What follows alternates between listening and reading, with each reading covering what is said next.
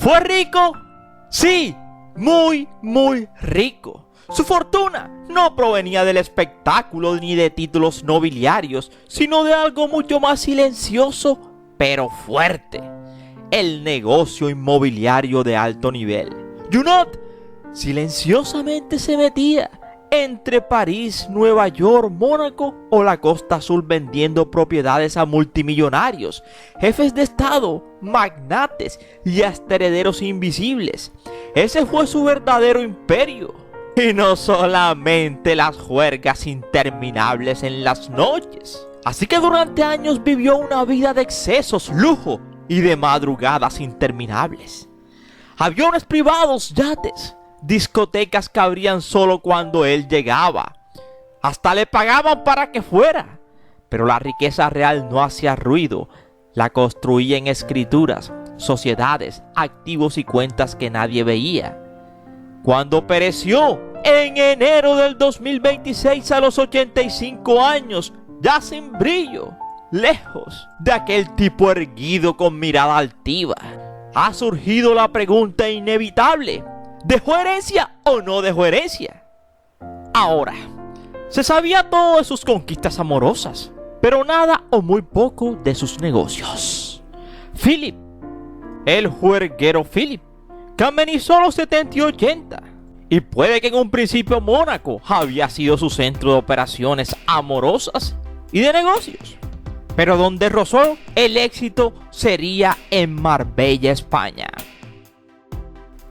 Cuenta la leyenda que cuando ya estaba a punto de llevar al altar a Carolina de Mónaco, la hija de Gracie Rainiero, en aquel año 1978, se anunciaba desde el Principado de Mónaco que el afortunado era un asesor financiero y de inversiones de entidades bancarias internacionales por todo lo alto. ¿De qué otra forma si no podía contrarrestar las voces que le tachaban de un Don Juan impenitente, cuando no directamente de Don Nadie? El mismo príncipe monegasco había retratado a su futuro yerno como un hombre que vivía de todo y también de nada. Así que Philip, quien cambió la vida a la princesa Carolina de Mónaco, se iba de este mundo el viernes 9 de enero a los 85 años de edad. A pesar de que en los últimos tiempos vivía como un perfecto caballero entregado a su progenie, a todos nos ha venido a la cabeza sus años locos de Marbella y Mónaco, cuando se conocía que tenía su propio set de amigos y el jet set se sumía a sus pies. En su caso, Made in Costa Azul, o mejor dicho, fabriqué en Côte d'Azur. Sin embargo, tanto codearse con reyes y princesas, estrellas de Hollywood y magnates de todo tipo y condición, no solo le sirvieron para alegrar sus días de vino y rosas, sino para engordar una apetitosa agenda y significarse en el blindado mundo de los negocios. Y eso con la más absoluta discreción, como suelen ocurrir esas cosas.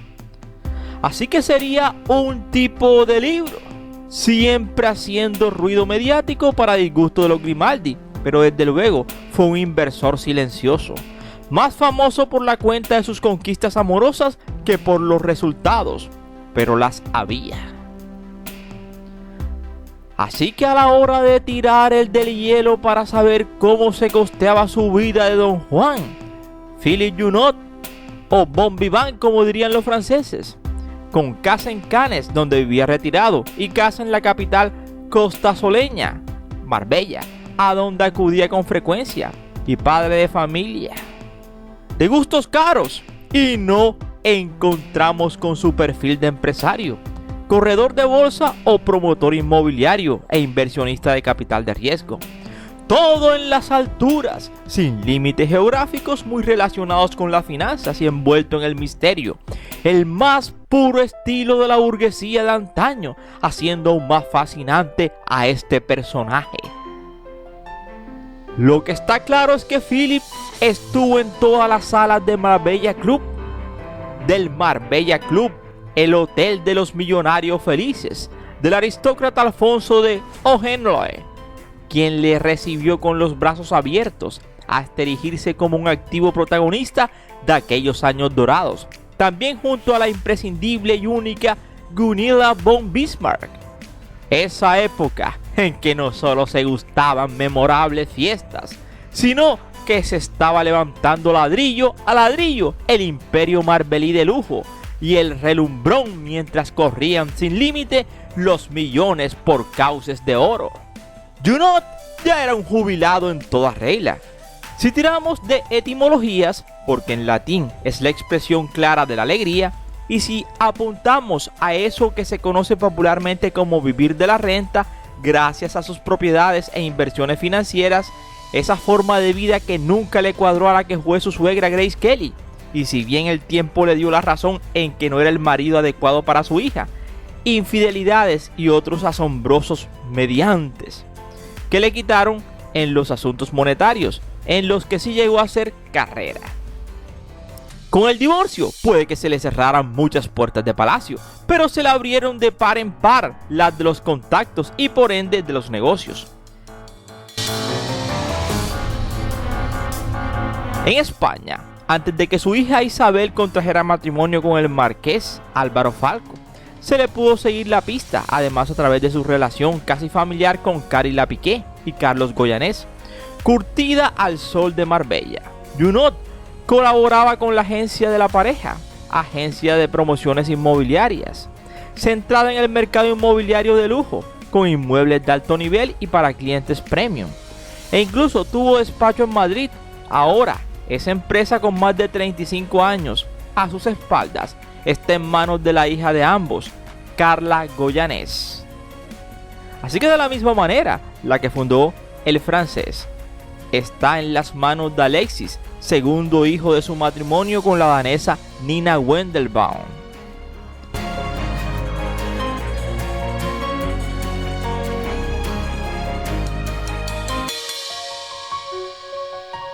Entre Victoria e Isabel, quien ha seguido la senda del padre con residencia en Londres y estudios de negocios y gestiones de empresa en la Universidad Americana de París y en el Reading University de Londres.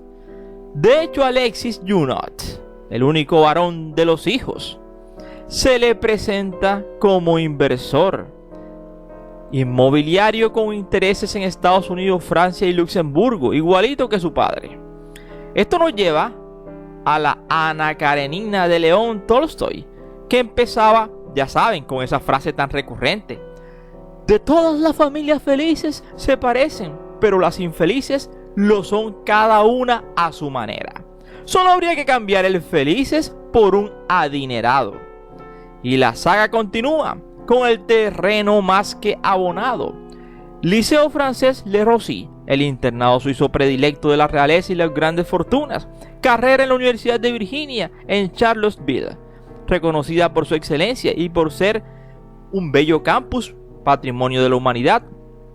Equitación y esquí en Gstaad, allí donde se cierran los negocios discretos precisamente.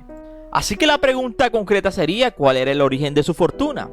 Esas segundas nupcias alimentaron el espíritu internacional y elitista del empresario. Cuando se casó con Nina, al emparentarse con una aristócrata danesa y nacer sus 3 hijos mayores en Nueva York, de Copenhague a París, de París a Londres y de Londres a la ciudad de los rascacielos, el salto no podía ser más proverbial. A Junot, además de procedencia, le delataba. Para nada era un advenedizo. Dijeron lo que dijeran, de él no le importaba. Era hijo del político con fama de millonario Michael Junot, presidente de la todopoderosa Westinghouse en Francia, teniente alcalde de París y presunto descendiente del general napoleónico Jean Junot. Y su madre Lydia Tillard, la rubia alta, delgada, Era hija de un acaudalado industrial danés de origen aristócrata. Philip había nacido entonces entre algodones, en el París que inauguraba los años 40, y estudiado leyes en la Sorbona, lo que calla algunas bocas que lo tenían por un vividor. Y enseguida se percató de que ser un seductor nato también le arrojaba jugosos dividendos. No obstante, vivió su propio sueño americano, como se cita continuamente, dando la entrada de salida a su carrera en Estados Unidos, como uno de los primeros inversores en la cadena Jack in the Box, franquicia de restaurantes especializada en comida rápida.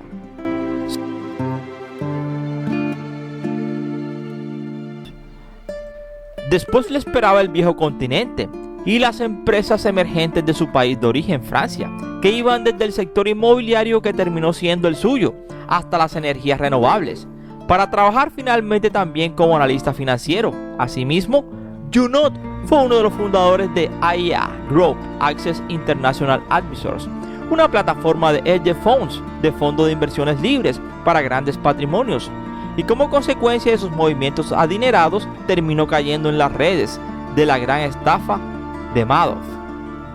Fue uno de los que cayó del gran fraude de Bernard Madoff con el llamado esquema Ponzi, bacatazo del que le costó recuperarse, y perdió, dicen que mucho, afirman algunos escritores.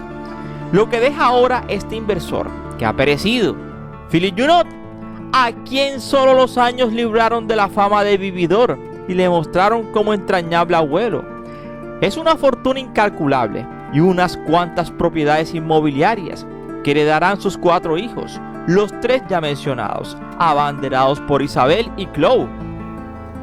Literal, como lo resumió su hija mayor en el comunicado: tras una larga y hermosa vida llena de aventuras.